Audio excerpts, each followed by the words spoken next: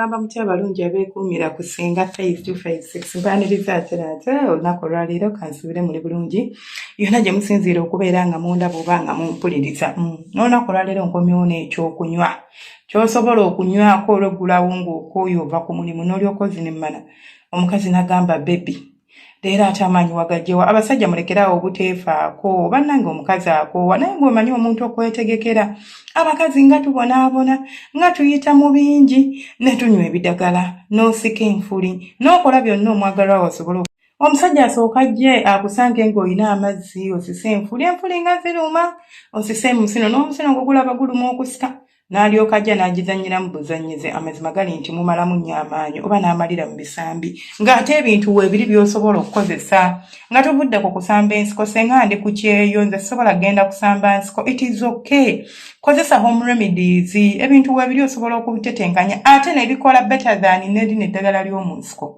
weewaawo nti eddagala liri ediriba ddagala naye ebintu ebirimu tolowooza nti ebirimu nti makerenda no ebintu ebiri mu properties eziri mu bintu ebyo ba mu herbs ezo ze tubagamba okunywa oba okufumba okulya it's the same thing oba byebintu byebimu ebiri mu bibala bino tikyotasobola kufuna mu kibala ogenda kijja mu kihabu kiri kihabu kiringa bw'olaba greens bw'ofumba greens n'oli oba n'onywa bw'ofumba gundi hibiscus oba bw'onyika hibiscus n'onywa byebimu byebyo no rocket science there naye kuba mmwe owulira nti eddagala egganda kati bwebagamba munange kola kino ne kino olaba nga tebigenda kukolera olunaku olwaleero tugenda kulaba ku cacao seeds kakaawu oyo osobola okubufumba obufumbi naye kasooka tukole gundi ya vidiyo ya leero bwegenda okubeera bwewaawo ngenda bagulira n'engeri endala z'osobola okukozesaamu ebintu bino independently naye woba oyagala ekigenda okuyamba okubusitinga amaanyi obulungi tugenda kugatta ebintu nga 4-5 lunaku olwaleero tufunemu kijuyisi kyaffe tukinywe naawe omukyala obanga vidiyo eno gwagiwuliriza audio eno gwagiwuliriza funa peni n'olupapula wandiika kolera bbaawo instead of omuwa amazzi amakalu okunywa omusimba kijuyisi ng'akomyewo ekiri agenda okukwatako ng'omusajja asimbulira ddala mmwe abangamba nti nze senga sikyafuna mulimu gwa kumakya abasajja nabagamba omusajja yenna bw'oba tokyayima kumakya kitegeeza tokyalina maanyi gwe atakyafuna mulimu gwa kumakya this is your chance kwata ebintu bino binywera okumala weeks 2 oba okumala emyezi 3 ng'obinywa buli lunaku wallahi nkukakasa togenda kuddamu kuŋŋamba nti bwe tofuna mulimu gwa kumakya mpozeko ng'olina kizibu nga ggwe omuntu kubanga lw'abasajja nga genetically temuyima nga mutuuka emyaka nemuggwa nga kiri mu family anyways ogenda kunfunira cacao powder oba cacao seeds tufune cacao powder oyo cacao powder osobola omujja mu gundi mu supermarket naye funa ali organic era bajja museramuko okubeerako ekigambo organic cacao powder ojja mujja mu supermarket osobola omujja mu owino oba oli mu nsi z'ebweru mwangu nnyo osobola n'okumugula online ne bamukuderivalingira oyo cacao powder akuyambako okwimprovinga entambula y'omusaayi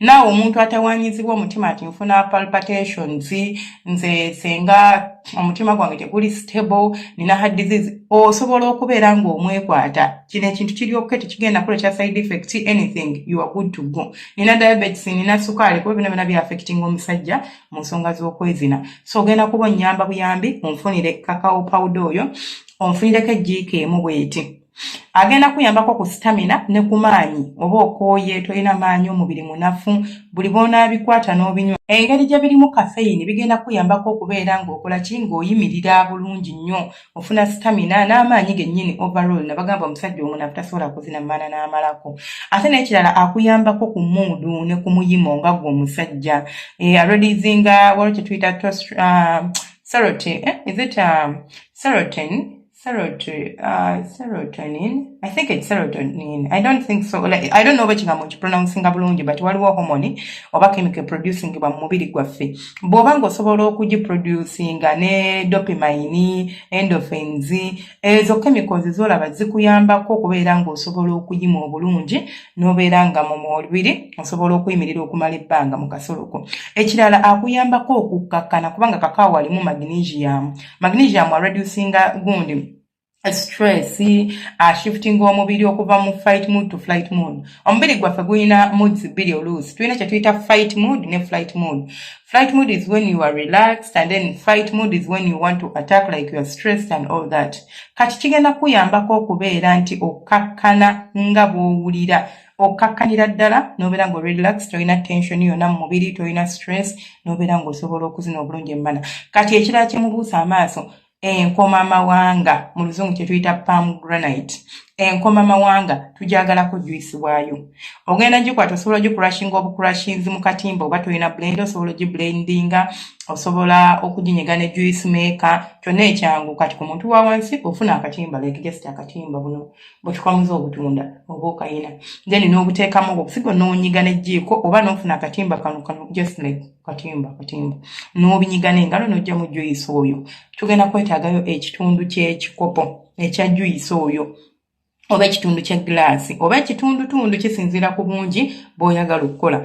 Enkoma mawanga gy'olaba ekuyambako nayo mu ngeri y'okutambuza omusaayi oba kye nandiyise improved blood flow. Ekuyambako lwakubanga erina kye tuyita nitric oxide. Nitric oxide ffenna tumwetaaga naddala abasajja mu muyimo gwo oba mu kubeera ng'osobola maintaininga omuyimo. You need this nitric oxide nga levels ze ziri waggulu. Kati akuyambako okubeera nga wideninga ngamba enkoma mawanga zikuyambako okubeera nga zireleasinga eyo nitric oxide. Akuyambako okurelaxinga n'okuwideninga blood vessels zo. Neki-aiding oba nekikuyambako okubeera ng'omusaayi gutambula bulungi. Which mukimanyi nti omusajja alina blood flow nnungi, of course akasolo ke kasobola okuyimirira ebbanga lyonna ly'aba ayagadde. Ekyokubiri akuyambako okuproducinga kye tuyita testosterone oba aidinga mu production ya testosterone. Testosterone mbadde nzoogerako mu basajja zikuyambako ku muyimo n'obwagazi. Buli wobeera nga tulina bwagazi omuyimo no. So kikuyambako okubeera nga ogenda kuproducinga testosterone ate obeere ng'osobola okubeera ng'oyima bulungi. Namba 3, enkoma mawanga oba juice enkoma mawanga akuyambako okubeera nga obeera ne stamina like nga tokoowa mangu. Omuntu abadde azina eddakiika 2-3 ogenda kuba ng'osobola okuzinira ddala. Kati bw'ongattiramuko ku kakao powder oli gwe twafunye n'obiteekaawo tugenda kufuna omubisi. Omubisi sigenda nagwogerera nnyo kubanga nze ngwogerako n'oba ng'ogunywa bunyi just ejjiiko emwera kati kangende nnyweyo-ko ku jjiiko. Ne waba mukyala weetaaga okugunywa gwemanyiize. Ogwo omubisi sigenda gwogerera nnyo naye nagwo guyina ebirungi bingi bye guyamba ku mubiri gw'omusajja. Funiraako naye ejjiiko emu onteeremu ongattiremu mu bintu byaffe. Bw'omaliriza okunfunira ebintu ebyo ogenda kunfunira kamulali si black pepper, tulina kamulali ono gwe tuyita chili oyo asonsomola oyo. Njagala onfunireko just ka pinch osuna busunyi gye tuyita pinch of osuna busunyi just n'okwata n'engalo bwoti n'otonyezamu mu byokunywa byaffe biri. Tosena na kajiiko tokola kijasuna n'engalo katini otonyezeemuko. Bw'oba tofunye kamulali osobola okukozesa omunnyo naye I prefer kamulali. Kamulali ono agenda kuyambako okubeera ng'ofuna amaanyi, agenda kuaidinga hormone support, for example testosterone production, agenda kuyambako okutriggeringga gundi release of some hormones nga gye tuyita feel good hormone which is oxytocin. Ekuyambako okubeera nga ogenda kukakkana oba endorphin egenda okuyambako okubeera ng'okakkana oba ng'ofeelinga relaxed mu nsonga z'okwezina. Agenda kuyambako okimprovinga circulation y'omusaayi kyenandiyise improved blood circulation ekigenda okuyambako okuba ng'okola ki ng'ozina bulungi emmana. So bw'oba omaze okubinfunira kati jjukira amazzi gali twakozesezza kitundu kya glaasi. Tugenda fiiringa glaasi eyo paka waggulu ejjule bulungi, tutabule ebintu byaffe mukwano bimixinge bulungi obinywere eddakiika 15 oba eddakiika 3 nga tonnaba kuzina mana oba ne bw'obinywa for example essaawa nga 2 emabega kijja kukola amakulu. It doesn't matter. Nsobola ogamba nti nze bwe nkomawo ku mulimu ne ndya snack yange then ne mbinywa then after dinner ngenda mu kisenge nga buli kimu kiri kirya. Oba nze wemala okulya usually tulya essaawa 2 mu buli tugenda essaawa 3. It is okay. Kati nze ngenda kubeera nga mbikozesa kati then nja kuzina emmana mu ssaawa zange zenjagala. Oba okitegeera ogenda kumalako bulungi nnyo ozine emmana naawe osiime. Okitegeera munnange. So mwebeereremu abasajja mulekerawo okwekwasa nti nze senga ate nze ndi ku kyeyo ate eddagala ndigyewa ate bannange wake up. Abakazi beefaako nammwe mwefeeko mubeere nga musobola okubazina ebirungi ebyo byalagirwa. Mbaagala nnyo nsaba Omukama abanjagalire abankuumire mubeere bulungi abantu bange abalungi. Temujjanga okwo tusinkana ate edda mu live stream zaffe. Leero tulinayo abanyuunya temwerabira. Sawa ziba 3 eze Uganda ekiro tulinayo abanoonya. Tulina channel yaffe endala eyitibwa Story Hub Uganda. Story Hub Luganda. Osobola ginyonyaako gwanyumirwa emboozi oba nyumirwa story z'abantu abakulu bokka kubanga tetusabika. Nawe alina story yangu oyagala ogituwa osobola okuyita ku 07842886 netugisoma ate ku channel yaffe endala.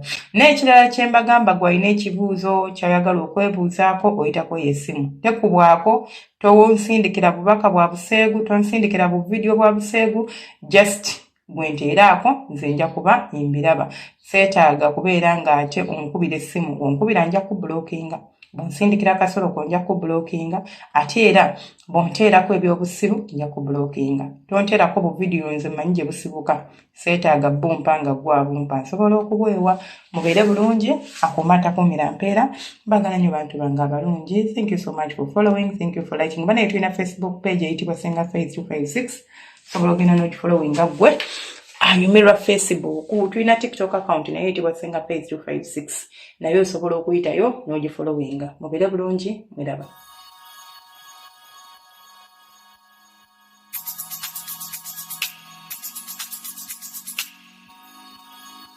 Yeah.